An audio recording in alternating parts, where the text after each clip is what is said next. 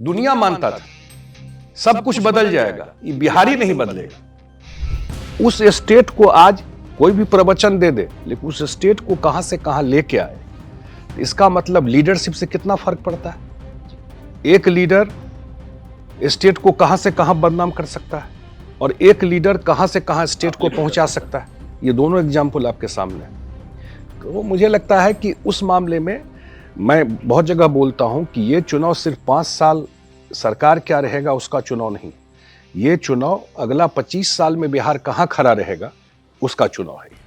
अभी तो चुनाव में हम लोग गए और मंत्रिमंडल वो लोग बांटने लगे बैठकर, लग रहा है सरकार बना रहे हैं जैसे कि ये मुख्यमंत्री, ये उप मुख्यमंत्री, ये मंत्री। बिहार की जनता इस जीवन में कभी मौका नहीं देगी। जो भुगत चुका है बिहार का जनता, ये जो बंटवारा कर रहा है ना कि हम मुख्यमंत्री हो गए, ये उप मुख्यमंत्री हो गए, मौका मिलने वाला है क्या? जहां तक घोषणा कर दिया तो ये भी बोलिए कन्विक्टेड है। अब तो मैं लोगों को भी अपील करता हूं कि कुछ भी देखते हैं टीवी पर उसको अक्षरशः सत्य मत मानिए, कि कौन एजेंडा पे कौन चला रहा है ये कहना मुश्किल है। कौन एजेंडा किसने चला दिया, बिल्कुल झूठ है। अनाउंसमेंट की बात है, आज बिहार के मुख्यमंत्री कौन है? अनाउंसमेंट तो उसका होगा ना जो मुख्यमंत्री नहीं है। आज बिहार का मुख्यमंत्री कौन है? नीतीश जी है। प्रधानमंत्री ने समस्तीपुर में क्या कहा अभी 2 दिन पहले? कहा कि नीतीश जी के नेतृत्व में हम लोग सबसे भारी विजय से जीतेंगे। कुछ भी छोटी बात भी रहती है उसको out of proportion blow up कर देता है लोग। चीजें मंच पे रहते हैं, नेचुरल तो रहने ही नहीं दिया कुछ, आपको एकदम ऐसे होकर के बैठे रहना पड़ेगा। नमस्कार सभी दर्शकों को छठ की हार्दिक शुभकामनाएं। आज हमारे साथ एक विशिष्ट अतिथि हैं संजय कुमार झा जी। संजय जी जेडीयू के राष्ट्रीय कार्यकारी अध्यक्ष हैं। हम उनसे विधानसभा चुनाव के बारे में बात करेंगे, समझेंगे कि एनडीए की रणनीति क्या है, चुनाव में किन मुद्दों पर ज़्यादा जोर है। संजय जी, जब मैं आज बात कर रहा था अपने एक सहकर्मी से कि मैं संजय कुमार झा जी का इंटरव्यू लेने जा रहा हूँ, तो कुछ सवाल बताइए। तो उन्होंने कहा कि संजय जी की जब बात होती है तो एक ये ध्यान में आता है कि बहुत मृदुभाषी हैं और किसी को हर्ट करने वाली बात नहीं बोलते हैं। तो इसी ओपनिंग के साथ मैं अपनी बात शुरू करता हूँ। चुनाव का कैसा माहौल चल रहा है सर? चुनाव का माहौल मुझे लगता है कि हर एक चुनाव का अपना एक डायनेमिक्स होता है। जैसे 2005 का चुनाव था तो एक सरकार को हटाने का चुनाव था। 2010 में जब हम लोग चुनाव लड़ रहे थे तो 5 साल का जो कामकाज था नीतीश जी का, तो उसका एक पॉजिटिविटी डेवलपमेंट के प्लैंक पे गए थे। 15 में भी 2 स्ट्रॉन्ग फॉर्मेशन का चुनाव था अलग अलग उसमें। 20 में कोरोना के बाद सबसे पहला चुनाव बिहार का हुआ था। ये चुनाव मुझे लगता है कि 20 साल के बाद एक सरकार को अपना परीक्षा जनता के बीच में देना, और बहुत दिन के बाद बिहार के लोगों को ये लग रहा है कि इस 20 साल में और बहुत काम तो हुआ, लेकिन केंद्र में कोई ऐसी सरकार नहीं थी जो स्टेट के लिए फ्रेंडली सरकार हो, सेम पेज पर हो। तो बहुत दिन के बाद बिहार को मौका मिला है, जिसको हम लोग बोलते हैं डबल इंजन की सरकार, जो केंद्र का भी सपोर्ट है, यहाँ नीतीश जी है, नरेंद्र मोदी जी हैं और नीतीश जी हैं। तो बिहार को इसका जो दोनों बजट आया है, मैं इसलिए चर्चा कर रहा हूँ, ये इसका इम्पैक्ट लोगों में है। वो चाहे 24 का हो या 25 का हो, बिहार को एक 60, 70, 80 हज़ार करोड़ रुपए का एडिशनल सपोर्ट मिला है। जहाँ आप बैठे हैं जहाँ पर अभी, यहाँ पर बाढ़ के नाम से जाना जाता है पूरा मिथिला एरिया। और इस बार के बजट में 1972 का में डीपीआर शुरू हुआ, हम लोग पैदा ही हुए थे ये समझिए, और आज तक वो प्रोजेक्ट पूरा नहीं हुआ, जिसमें दरभंगा मधुबनी जिला में पूरा सिंचाई चला जाएगा। वो है पश्चिमी कोसी नहर। 2025 के बजट में निर्मला सीतारमण जी पार्लियामेंट के फ्लोर पर अनाउंस करती हैं कि ये प्रोजेक्ट पूरा होगा। तो लोग देख रहा है कि इसका मखाना बोर्ड, अब मखाना मिथिला का है, ये मिथिला के लोग जानते थे, अब देश और दुनिया में लोग जानने लगा मखाना बोर्ड का। मखाना बोर्ड बन जाएगा तो पूरा का पूरा मखाना एक्सपोर्ट का सिस्टम। मैं ये चर्चा दोनों एग्जाम्पल इसलिए दिया आपको कि एक बड़ा प्रभाव जो है वो दिखाई पड़ रहा है सेंटर से सपोर्ट का। बजट में बिहार के लिए घोषणाओं की बात कर रहे थे, तो और खास करके मिथिलांचल केंद्रित घोषणाएं जो हैं, तो उसमें बहुत श्रेय लोग आपको भी देते हैं एक बिहार को लेकर केंद्र में और एक बेहतर तालमेल और जो एक जागरूकता पैदा करने को, कुछ श्रेय आप भी लेंगे इन चीज़ों का? नहीं, ये मुख्यमंत्री जी की का ये है कि केंद्र में जा कर के जो प्रोजेक्ट है या जो बात है उसको आप बहुत सारा चीज़ देखेंगे। हम लोग जो आग्रह करते हैं जा कर के केंद्र में, या आप इस जिला में मधुबनी जिला में वित्त मंत्री आकर के एक दिन रही, दरभंगा भी रही और मधुबनी में एक रात रुकी यहाँ पर और सारा कुछ देख करके वो आई। तो एक अब आप यही देखिए ना, इस बार का जब वो बजट पेश कर रही थी तो वो मधुबनी पेंटिंग की साड़ी पहन करके पार्लियामेंट के फ्लोर, नहीं मैं वहाँ पर जो एक जिनको पद्मश्री मिला हुआ है वो गिफ्ट की थी। अच्छा। हम हम लोग गए थे मधुबनी पेंटिंग इंस्टीट्यूट जो सौराठ में है, और वहाँ पर वो गिफ्ट की और पैसा देती रही, वो पैसा नहीं ली। तो वो पहन करके तो एक वो ऐसा प्लेटफॉर्म था जहाँ से पूरा देश और दुनिया का लोग देख रहा था। तो हमको लगता है कि मोमेंट होता है हर एक चीज़ का लाइफ में भी मोमेंट आता है कोई जो कहाँ से कहाँ पहुँचा देता है, मिडास टच देता है। मिडास टच देता है, करेक्ट वर्ड है ये, बिल्कुल। तो आप ये समझिए बिहार का मोमेंट यही है। मेरा मानना है कि नीतीश कुमार जी प्लेटफॉर्म बना दिए सब कुछ। एक टेक ऑफ स्टेज में बिहार है।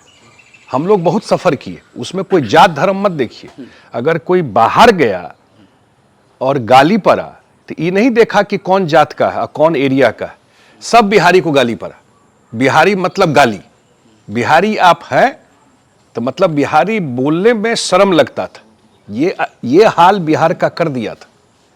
जबकि इतना बड़ा स्टेट, लोग कहता है कि पाटलिपुत्रा जो मौर्य साम्राज्य था यहाँ से लेके कंधार तक था, अफगानिस्तान तक।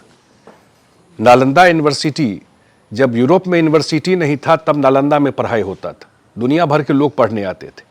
उस स्टेट के हम लोग रहने वाले और उसका नाम बोलने में हम लोगों को शर्म लगे, तो वहाँ से नीतीश कुमार शुरू किए हैं। ध्यान रखिएगा, नीतीश कुमार कोई महाराष्ट्र के मुख्यमंत्री नहीं बने थे जब बिहार में मुख्यमंत्री बने। ये स्टेट को दुनिया मान लिया था कि दुनिया बदल जाएगा, बिहार नहीं बदलेगा। दुनिया मानता था सब कुछ बदल जाएगा, ये बिहारी नहीं बदलेगा। उस स्टेट को आज कोई भी प्रवचन दे दे, लेकिन उस स्टेट को कहां से कहां लेके आए, तो इसका मतलब लीडरशिप से कितना फर्क पड़ता है। एक लीडर स्टेट को कहां से कहां बदनाम कर सकता है और एक लीडर कहां से कहां स्टेट को पहुंचा सकता है। ये दोनों एग्जाम्पल आपके सामने।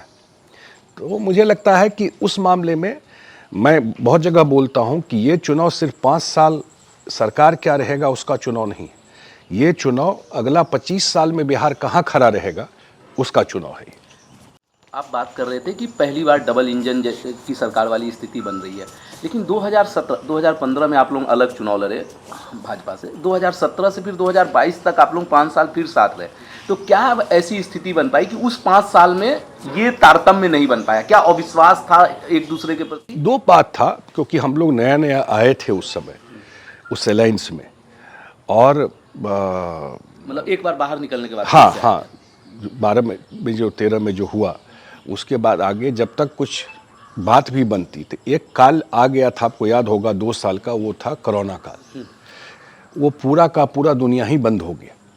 शायद वो एक मोमेंट हम लोग लूज किए। ऐसा नहीं कि 17 से 19 में काम नहीं हुआ, बहुत सारे प्रोजेक्ट हुए, लेकिन हाँ ये सच है कि 2024 के बाद बेहतर कोऑर्डिनेशन एनडीए का, इससे बहुत लोगों को परेशानी भी होती है। मैं देखता हूँ बहुत लोगों का कमेंट। तो भाई स्टेट का अगर हम लोग साथ अलायंस में है तो बात तो करेंगे ना। स्टेट में काम आना है तो मिलके बात करना पड़ेगा ना, प्रोजेक्ट लाना पड़ेगा ना। साउथ के नेता जो है, जो दक्षिण के मुख्यमंत्री हैं, वो जब स्टेट इंटरेस्ट का बात होता है तो कहीं जा कर के बात करता है, पार्टी लाइन से ऊपर उठ के बात करता है कि हमारे स्टेट में। अगर मैं बहुत लोगों को कहता हूँ और मैं सीरियसली कहता हूँ कि भाई 20 साल में ऐसा तो नहीं है कि रोड बना तो सिर्फ एनडीए के लोग ही चल रहे हैं, जो लालटेन को भी वोट देते हैं वो भी चल रहे हैं। अब पैसा मिला 1100 तो सबको मिल रहा है। अब व्यवस्था ठीक हुआ, अगर आपको लगता है जो वोटर है तो सबके लिए हुआ, लेकिन एक सेक्शन तो वोट आज तक नीतीश कुमार को नहीं दिए। सच्चाई बोलने में तो कोई गड़बड़ नहीं है। उस सेक्शन का नाम क्या है? नहीं, जो भी एक सेक्शन तो नहीं दिया ना, बेनिफिट तो पूरा बिहार को मिला। अगर पूरा बिहार का इमेज बदला तो सब बिहारी को ये हुआ। तो हम तो कहते हैं लोगों को कि वो ये सेक्शन तो कभी बीजेपी को वोट केंद्र में भी नहीं करता है। नहीं, मैं बात कर रहा हूं कि नीतीश कुमार फेस है ना इस अलायंस के, तो 20 साल से हैं, 4 चुनाव हुआ। मैं कोई स्पेसिफिक सेक्शन की बात नहीं कर रहा हूं, लेकिन बहुत लोग ऐसे हैं जो आज तक वोट नहीं दिए नीतीश कुमार को। ठीक बात। इसके बावजूद, जबकि आज उनके घर में भी बिजली है, उनको भी बिजली का 0 बिल आता है, वो भी उस रोड पे चलते हैं, वो भी साइकिल, लोग भूल गया है कि साइकिल नीतीश कुमार शुरू की, अब वो भी साइकिल और ड्रेस इस सरकार का बेनिफिट लेते हैं। उनके घर में भी जो सरकार की सुविधाएं हैं पहुंच रही हैं। ये सब इसलिए हुआ कि एक ईमानदार मुख्यमंत्री बिहार को मिला बहुत दिन के बाद। अगर मुख्यमंत्री गड़बड़ बेईमान होता तो कहाँ बेनिफिट मिलता स्टेट को।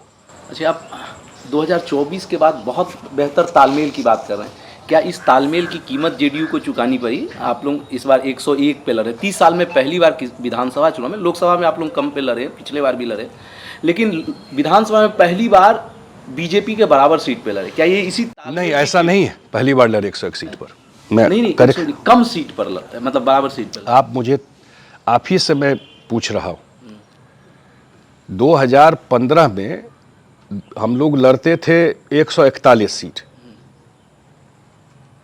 तो 2000 अलग हो गए। 2013 में बीजेपी जेडीयू, 2015 में जेडीयू का 118 सीटिंग सीट था और आरजेडी का 22 सीटिंग सीट था।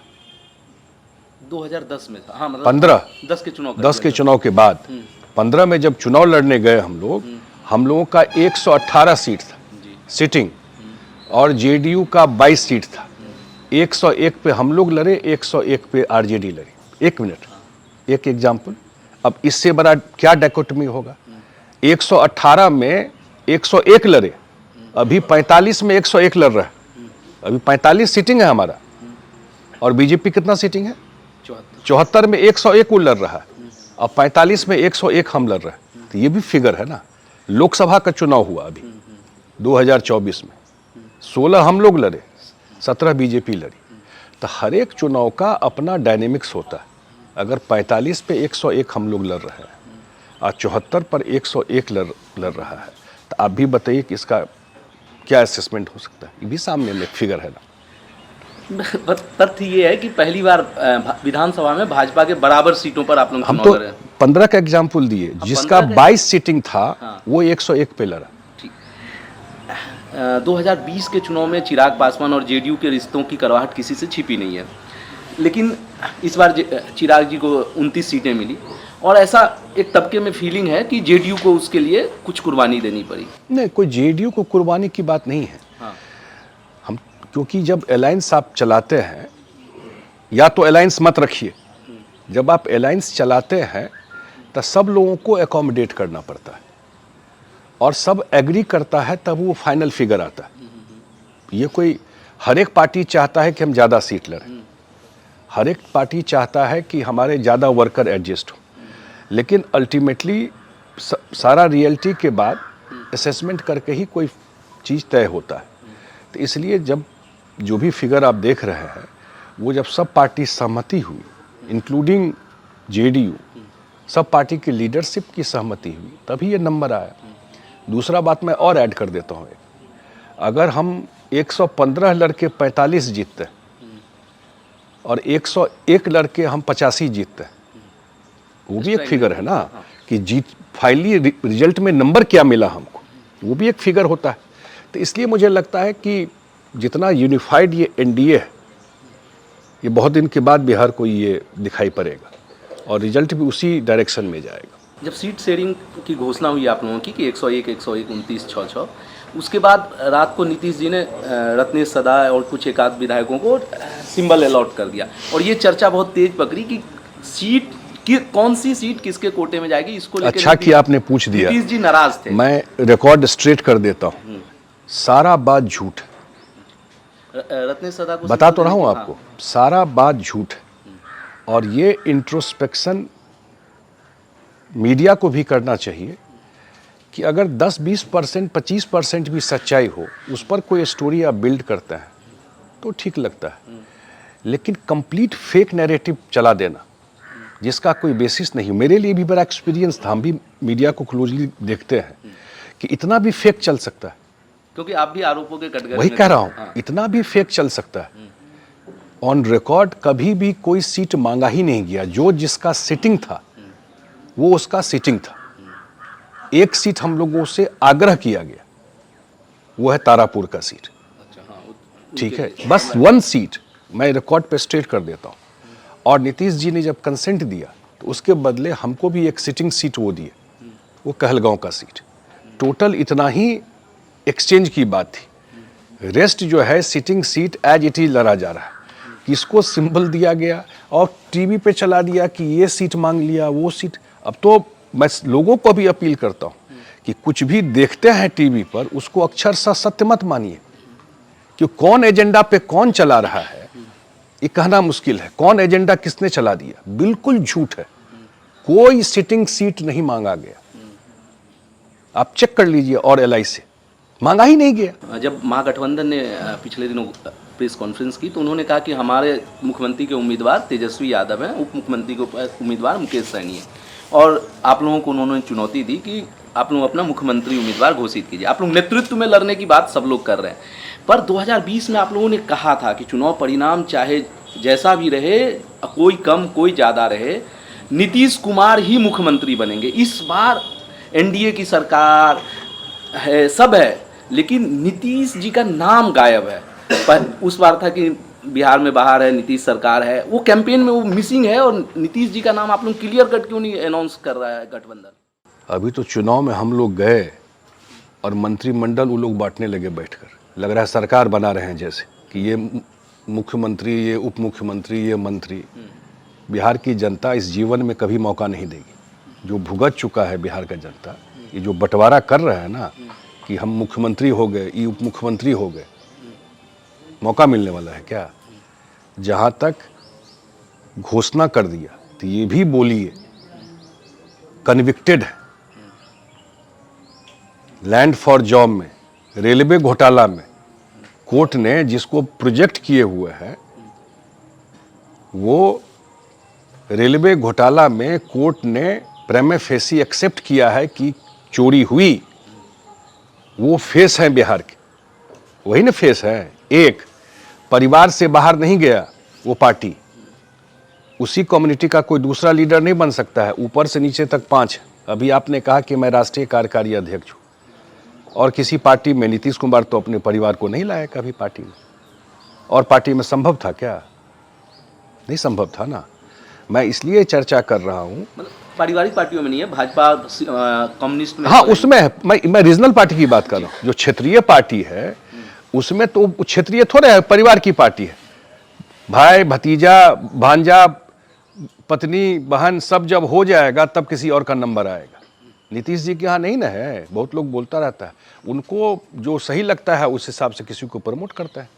जहाँ तक अनाउंसमेंट की बात है, आज बिहार के मुख्यमंत्री कौन है? अनाउंसमेंट तो उसका होगा ना जो मुख्यमंत्री नहीं है।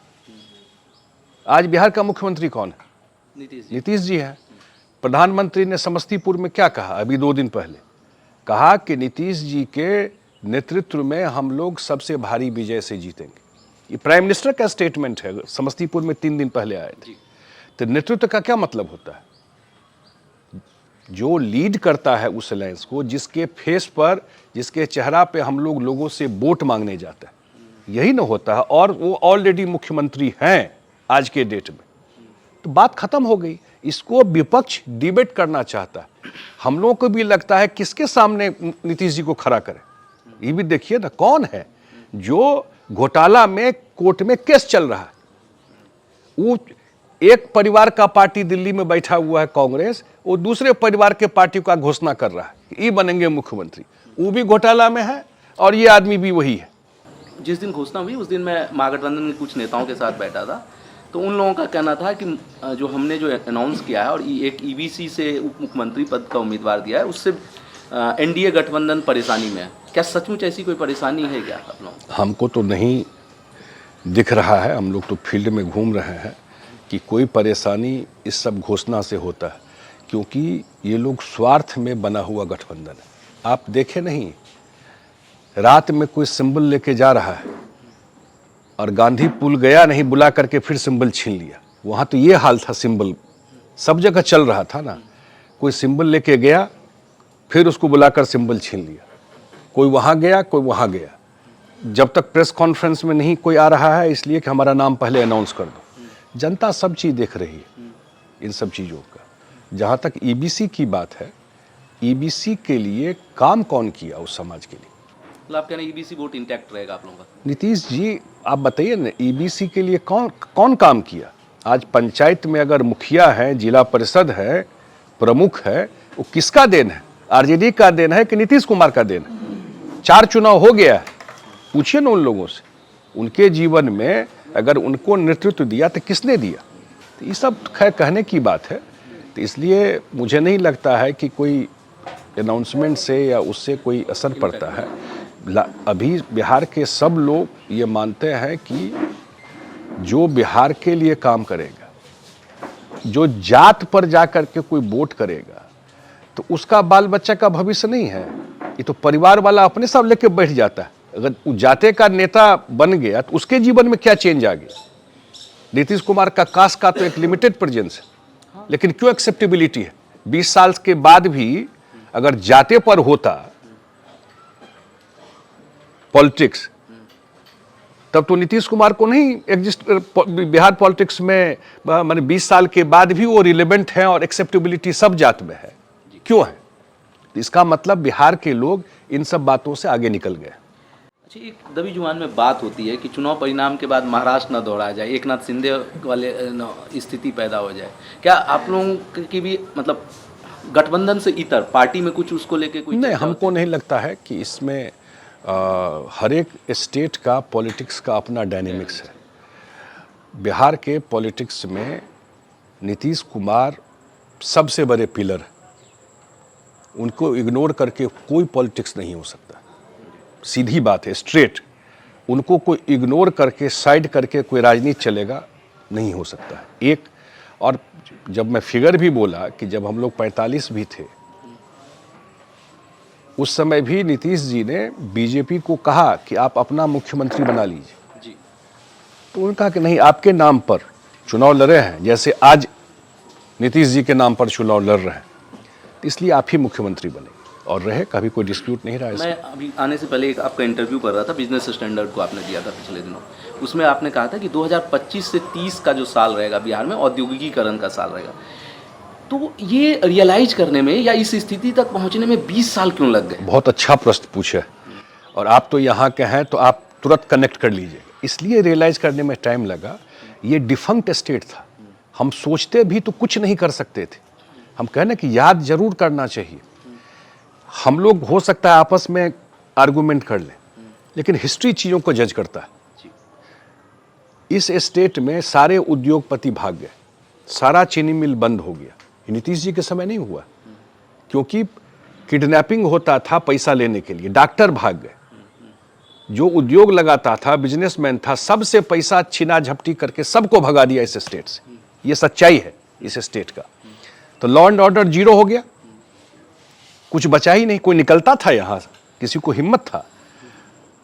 न रोड, न बिजली, न कानून व्यवस्था। तो यहां कौन इन्वेस्टर आता, मुझे बता दी। सरकार का तो उद्योग लगेगा नहीं, कोई प्राइवेट आदमी आके लगाएगा। तो उसको जब तक विश्वास नहीं होता, तो इस स्टेट को बिल्ड करने में 2018 में बिहार के हर एक घर में बिजली गया है। 18 में, बहुत पुरानी बात नहीं है, ये लालटेने युग में बिहार था। 18 में बिजली गया है हर एक घर में। बेसिक को ठीक करने में ही समय लग गया। हम अगर कोशिश भी करते 15 में तो नहीं हो पाता। अब जाकर के बिहार, मैंने कहा कि बिहार टेक ऑफ स्टेज में है, कि बिहार का आपको road, power, law and order, और मुझे लगता है कि एकदम बिहार परफेक्ट टाइम है इंडस्ट्री और इन्वेस्टमेंट आने का। इसलिए कि बिहार में यंग पॉपुलेशन भी एक बड़ा है, और बिहार का जो अब जो पॉलिसी है इंडस्ट्रियल पॉलिसी, शायद देश में one the best industrial policy है। और अगले 5 साल में आप देखिएगा, क्योंकि इसलिए विश्वास कीजिए कि मैं जब दरभंगा एयरपोर्ट बोलता था तो लोग मजाक उड़ाते थे मेरा, मुझे बोर्डिंग कार्ड भेज देते थे, लेकिन आज दरभंगा से प्लेन उड़ रहा है ना, जी, और बहुत सक्सेसफुल है। सक्सेसफुल है। फुटफॉल के इसी मामले में कई राज्यों की राजधानी से ज़्यादा राजधानी से बेटर है।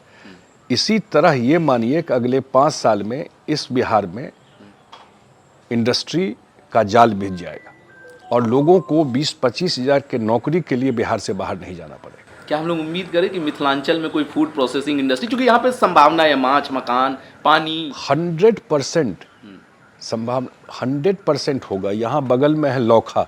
लोखा। हम लोग समझते थे कि ये अफ्रीका है।